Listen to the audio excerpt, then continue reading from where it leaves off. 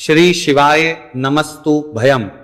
दोस्तों, जैसा कि आप सभी लोग जानते हैं कि 27 जनवरी 2026 यानी मंगलवार को पड़ रही है माघ मास की शुक्ल पक्ष नवमी तिथि। और दोस्तों, यह वह तिथि है जो माघ मास में पड़ने वाली सबसे बड़ी तिथि है, क्योंकि यह मंगलवार के दिन पड़ रही है और इसका बहुत ही बड़ा और विशेष महत्व होता है।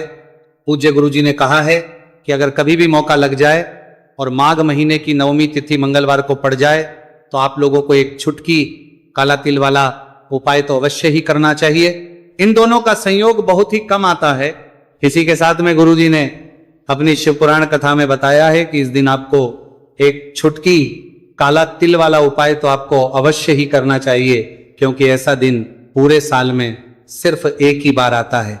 और दोस्तों, आप सभी लोग जानते हो कि मंगलवार नवमी तिथि का अगर सबसे बड़ा कोई उपाय है तो वह एक छुटकी काला तिल वाला उपाय है। तो दोस्तों, मंगलवार नवमी तिथि के दिन आप लोगों को इस एक छुटकी काला तिल वाला उपाय को जरूर करना है। बहुत सारे लोग होंगे जिन लोगों ने इस उपाय को ना किया हो, मतलब पूरा साल निकल गया, उन्होंने किसी भी दिन इस छुटकी काला तिल वाला उपाय को न किया हो। पर दोस्तों, आपके पास एक आखिरी मौका बचा हुआ है, जो कि 27 जनवरी मंगलवार नवमी तिथि के दिन है। इस दिन आप लोगों को इस वाले उपाय को जरूर कर लेना है।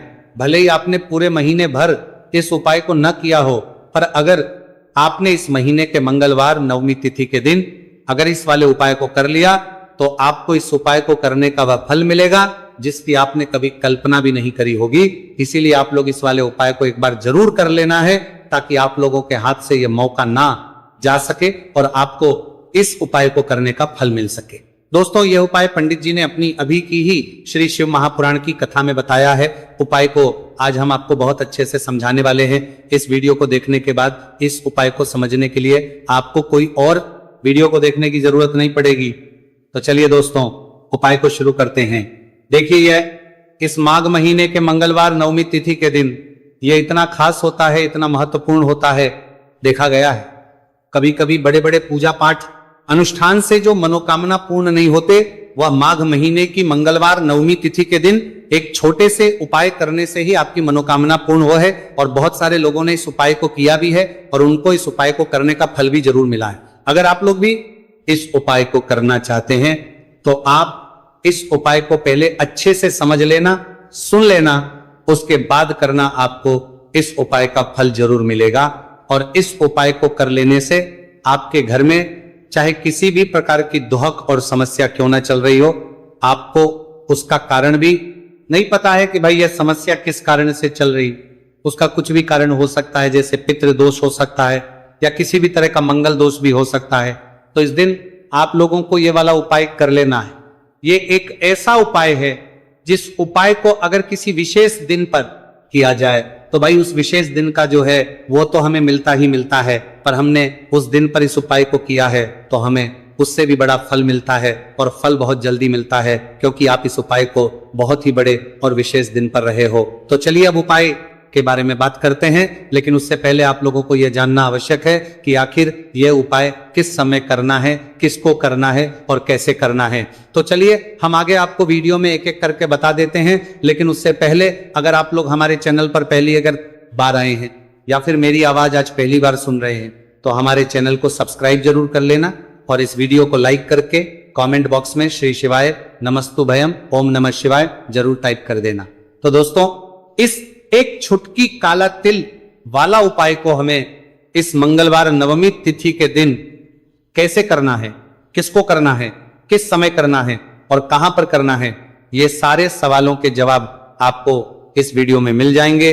और जो ये वीडियो देखेगा भाई, उसको एक छुटकी काला तिल वाला उपाय जरूर करना चाहिए, क्योंकि इस दिन काला तिल का भी बहुत ही बड़ा और विशेष महत्व होता है।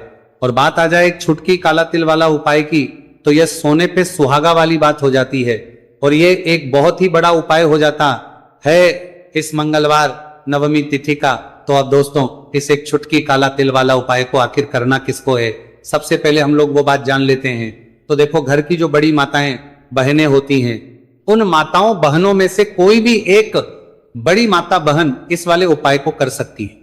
और दोस्तों, अगर आप तो अपने घर में से सभी सदस्यों को भी इस उपाय को करवा सकते हैं। अगर किसी व्यक्ति की खुद की कोई मनोकामना है, खुद की कोई दुख और परेशानी है जो कि वह अपने लिए ही करना चाहता है इस वाले उपाय को, तो वह खुद अपने लिए भी कर सकता है। बाकी अगर कोई घर में से ऐसा है जो कि अपने पूरे घर परिवार की सुख और शांति के लिए यह वाला उपाय करना चाहता है तो भाई वो भी कर सकता है, उसमें भी कोई दिक्कत वाली बात नहीं है। कहने का मतलब है कि इस उपाय को हर एक सदस्य भी कर सकता है और पूरे घर परिवार के सदस्य के लिए घर की बड़ी माताओं बहनों में से कोई एक माता बहन भी कर सकती है।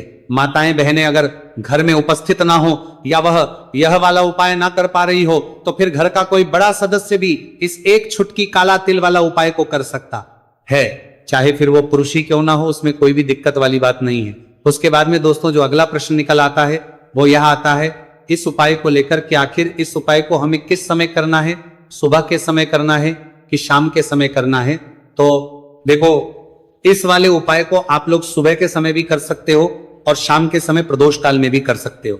अब अगर आप पूछो कि भाई साहब सबसे उत्तम समय कौन सा रहेगा इस एक छुटकी काला तिल वाला उपाय को करने का, तो हम आपसे बस यही कहेंगे कि इस उपाय को आप सुबह के समय करेंगे तो ज्यादा बेहतर होगा।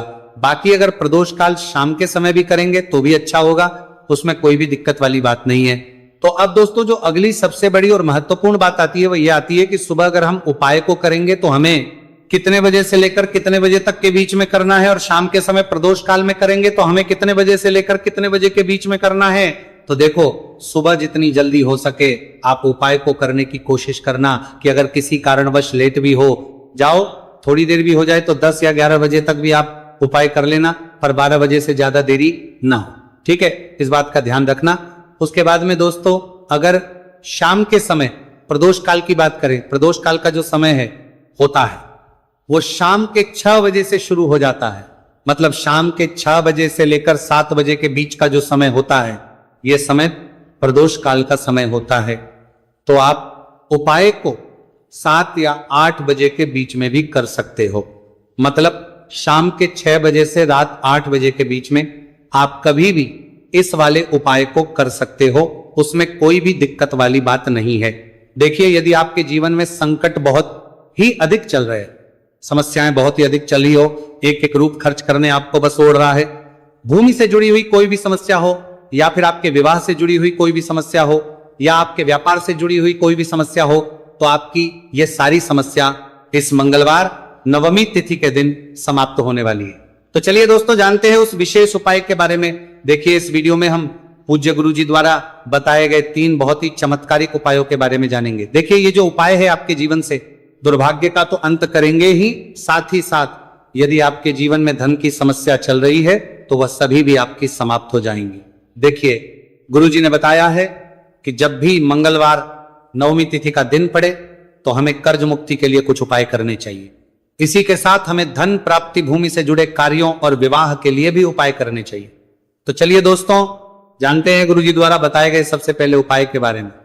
देखिए यह उपाय विशेषकर उन लोगों को करना है जिनकी भूमि से जुड़ी कोई भी समस्या चल रही हो, यानी कि उनकी भी जमीन से जुड़ी हुई समस्या चल रही है, यानी कि जो लोग मकान खरीदना चाहते हैं या फिर उनका खेत से जुड़ा कोई भी केस चल रहा है, या फिर जिनके भी विवाह में विलंब हो रहा है, या फिर जिन भी लोगों के जीवन में कर्ज बहुत ही अधिक बढ़ने लगा है, कर्ज जो है वो चुका नहीं पा रहे हैं, तो गुरुजी ने कहा है कि ऐसे लोगों को यह उपाय करना चाहिए। देखिए इस उपाय के लिए आपको थोड़े से काले तिल ले लेने हैं। देख आपको मात्र एक चुटकी काले तिल ले लेने हैं, इसी के साथ में आपको थोड़ा सा शहद ले लेना है, फिर सबसे अंत में आपको एक लोटा शुद्ध जल ले लेना है। तांबे के पात्र के अंदर आपको अपने घर से शुद्ध जल ले लेना है और इन सभी सामग्रियों को आपको लेकर के पहुंच जाना है। भगवान शिव के मंदिर में देखिए पूज्य गुरु जी ने बताया है कि इस उपाय को आप सुबह से लेकर के शाम तक किसी भी समय में कर सकते हैं। देखिए मंदिर पहुंचने के आप जो काले तिल लेकर के गए थे उनमें आपको थोड़ा सा शहद लगा लेना है। देखिए आप जो शहद लेकर के आए हैं उस शहद में आपको ये काले तिल अच्छे से डुबो देना है और शहद से युक्त ये जो काले तिल हैं इन्हें आपको शिवलिंग पर अर्पित कर देने हैं, या फिर आपको शिवलिंग के चारों तरफ अच्छे से काले तिल का लेपन कर देना है। पूज्य गुरु जी ने बताया है कि लेपन करते समय यदि आपके जीवन में कर्ज से जुड़ी समस्याएं चल रही हैं लेपन करते समय आपको आर्यन मुक्तेश्वर महादेव का स्मरण करना है, या फिर आपके जीवन में विवाह से संबंधित या फिर जमीन से संबंधित कोई भी समस्या चल रही है, तो फिर आपको मंगलेश्वर महादेव का स्मरण करना है। इसके बाद जो आप जल लेकर के आए हैं